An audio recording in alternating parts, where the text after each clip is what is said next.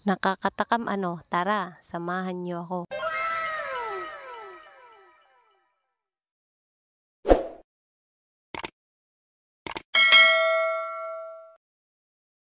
Una, magpainit muna ng mantika, kagaya ng pagpapainit niya ng ulo mo.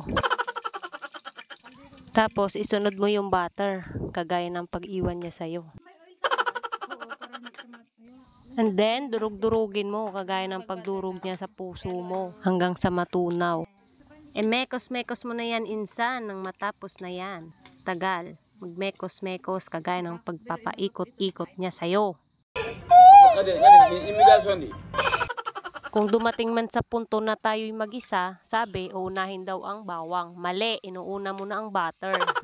Tapos, imekos-mekos mo na yan, insan. Tapos, hayaan mo lang, para-realize mo na lang, nakamove on ka na.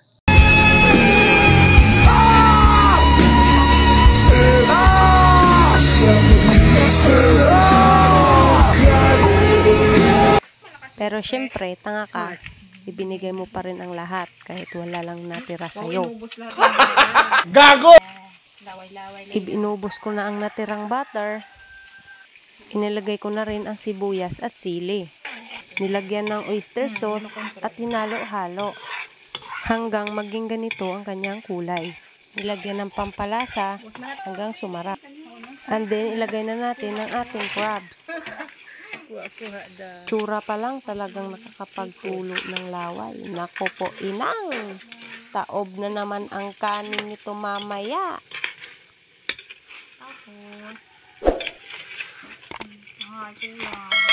Yan.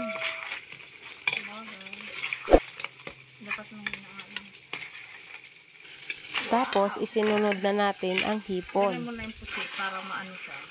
Makadagdag yung sabaw. Idagdag na rin natin itong puset. Kagaya ng pagdagdag niya ng bagong jowa.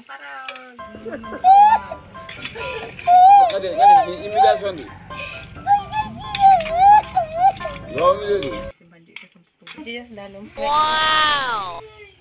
Hanggang dito na lang po ang aking kadramahan. Salamat sa panonood. Hanggang sa muli.